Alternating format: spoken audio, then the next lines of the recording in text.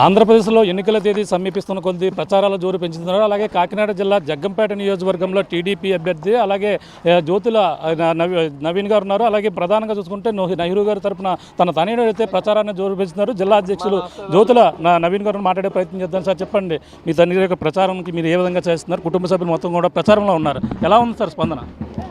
ఖచ్చితంగా జగ్గంపేట నియోజకవర్గంలో అయితే చాలా బాగుంది. రోజు రోజుకి కూడా ఆదరణ పెరుగుతుంది. అలాగే ఖచ్చితంగా నేను ఒకటే చెప్పగలను, జగ్గంపేట నియోజకవర్గ ప్రజలందరూ కూడా జ్యోతుల నెహ్రూ వెనకాల ఉంటారని కూడా చెప్పగలను.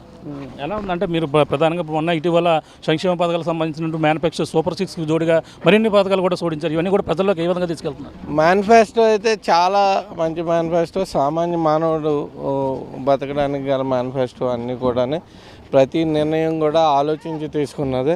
ఎందుకంటే అక్కడ పాదయాత్ర దగ్గర నుంచి లేదా పవన్ కళ్యాణ్ గారి అభిప్రాయాల దగ్గర నుంచి చంద్రబాబు నాయుడు గారి అభిప్రాయాలు ఇవన్నీ కూలంకషంగా చర్చించుకుని మంచి మేనిఫెస్టోని అయితే ఇచ్చారు. ఖచ్చితంగానే ఆ మేనిఫెస్టో ప్రతిదీ కూడా మా వాళ్ళందరూ కూడా ప్రతి ఒక్కరికి అవగాహన కలిపే విధంగా ప్రజల్లోకి తీసుకెళ్తున్నారు. అంటే వాళ్ళ నవరత్నాలు ప్లస్ అని ఇచ్చారు, అది ఎలా చూడాలంటే దీనికి కంపారిజన్ చూస్తే ఏ విధంగా ఉన్నాయంటారు? నవరత్నాలు ఇచ్చిన ప్రజలు ఎన్ని కష్టాలు పడ్డారో ఖచ్చితంగా అందరూ కూడా చూడడం జరిగింది. ఖచ్చితంగా ఈ రాష్ట్రం రోజు రోజుకి కూడా అధోగతి పాలైపోవడం జరిగింది. కానీ సంపదను సృష్టిస్తూ ఈ సంక్షేమం ఇవ్వాలన్నది సీనియారిటీకే దక్కుతుంది. కాబట్టి చంద్రబాబు నాయుడు గారికి ఆ విషయంలో మంచి ఇది ఉంటుంది. కాబట్టి సంపదను సృష్టిస్తూ దాన్ని సంక్షేమాలు ఇవ్వడం జరుగుతుంది.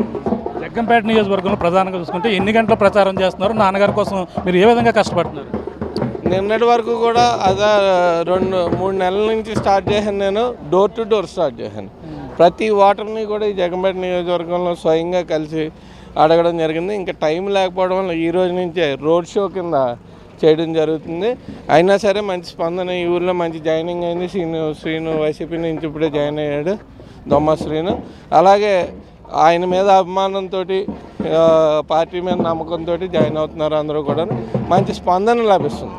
ప్రధానంగా చూసుకుంటే ఇక్కడ తోట నరసింహ గారు ప్రతినిధిగా ఉన్నారు. ప్రధానంగా గతంలో నేను ఒక మంత్రిగా ఉన్నప్పుడు మొత్తం అభివృద్ధి చేశాను, అవే నన్ను గెలిపిస్తానని చెప్పేసి అంటున్నారు. మరి ఎలా చూడాలంటారు?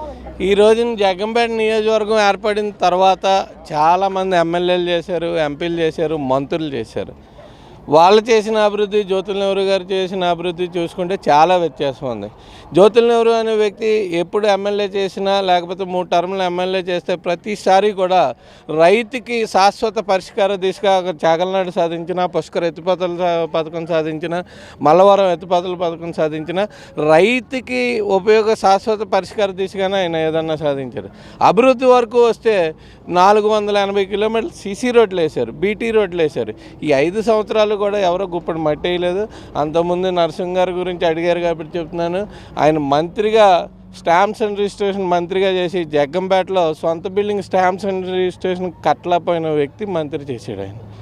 దాన్ని అభివృద్ధి అంటేనే జ్యోతుల నెహ్రూ అంటే అభివృద్ధి అనే బ్రాండ్ తోటి ఈరోజు మేము ఎలక్షన్లోకి వెళ్తున్నాం. ఖచ్చితంగానే చేసినవి చెప్పడంతో పాటు చేయబోయే కూడా 5-6 వాటి మీద మేము ఖచ్చితమైన ప్రణాళికను రూపొందించుకున్నాం.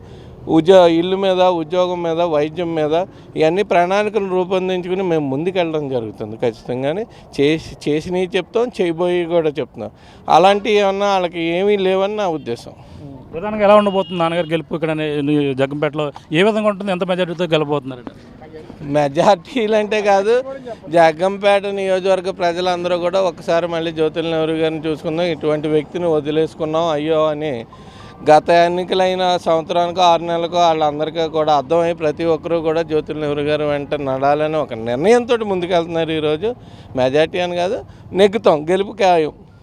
Thank you sir. చూస్తున్నా ఇది పరిస్థితి జగ్గంపేట నియోజకవర్గంలో. ప్రధానంగా చూసుకుంటే జ్యోతుల నెహ్రూ గారు గెలుపు ఖాయం. ఏదైతే నియోజకవర్గంలో ఉన్నటువంటి అభివృద్ధి గతంలో నెహ్రూ గారు చేసిన హయాంలోనే చేశారు, అన్నీ కూడా అభివృద్ధి అనేది కూడా మాతోనే సాధ్యమైందన్నారు. అలాగే నియోజకవర్గ ప్రజలందరూ కూడా ఆశీర్వాదాలు అన్నీ కూడా మాపైనే ఉన్నాయి. కాబట్టి జగ్గంపేట నియోజకవర్గంలో జ్యోతుల నెహ్రూ గారికి గెలుపు తథ్యం అని చెప్పేసి ప్రధానంగా చెప్తున్న తనయుడు ఎవరైతే జ్యోతుల నవీన్ గారు చెప్తున్న పరిస్థితి ప్రధానంగా ఉందని చెప్పాలి. ఇది కూడా ఉన్న తాజా పరిస్థితి. కెమెరా రాముతో ప్రకాష్, ఆర్టీవీ, జగ్గంపేట నుంచి. నమస్తే అండి.